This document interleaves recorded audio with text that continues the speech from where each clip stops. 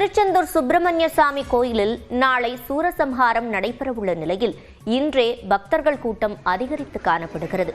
கூடுதல் தகவல்களை நமது செய்தியாளர் முரளி கணேஷிடம் கேட்கலாம். முரளி கணேஷ், விவரங்கள்.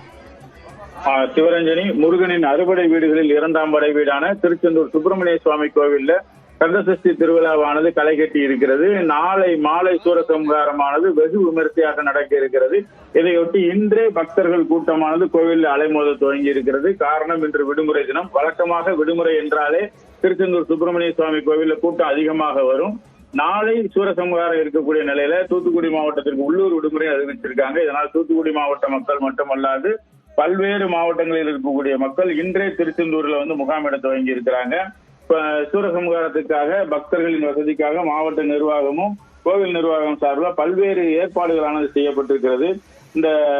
இன்று மாலையிலிருந்து நாளை வரைக்கும் சுமார் தூத்துக்குடி மாவட்டம் முழுவதும், அதாவது இந்த கோவிலுக்காக 4000க்கும் மேற்பட்ட போலீசார் பாதுகாப்பு பணியில் ஈடுபட இருக்காங்க. கோவில் வளாகம் முழுவதும் 250 சிசிடிவி கேமராக்கள் பொருத்தப்பட்டு கண்காணிக்கப்படுகிறது. ட்ரோன்களுக்காக 2 கண்காணிப்பு அறை தனியாக அமைக்கப்பட்டிருக்கிறது.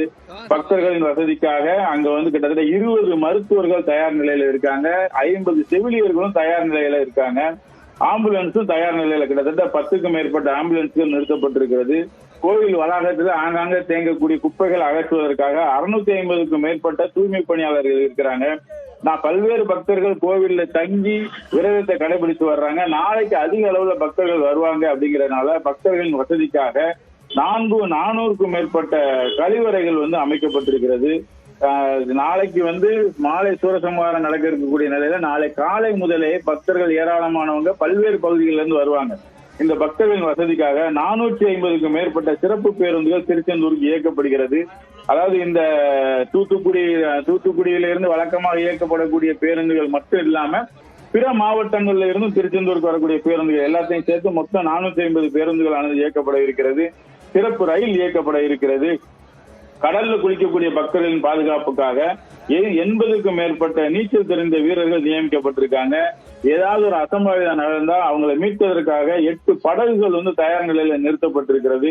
இப்படி மாவட்ட நிர்வாகத்தின் சார்பில் பல்வேறு ஏற்பாடுகள் செய்யப்பட்டிருக்கக்கூடிய நிலையில மாவட்ட ஆட்சியர் ஒரு முக்கியமான அறிவிப்பு, அதை மாவட்ட ஆட்சியர் இளம் பகவத் ஒரு முக்கியமான அறிவிப்பை நேற்று கொடுத்திருந்தாங்க. அதான் என்னன்னா, நாளை 27ஆம் தேதி அதிக கனமழை பெய்யக்கூடுங்கிறதுனால கோவிலுக்கு வரக்கூடிய பக்தர்கள் பொது போக்குவரத்தை பயன்படுத்தணும். பார்க்கிங்ல எல்லாம் தண்ணி தேங்கி இருக்கிறது.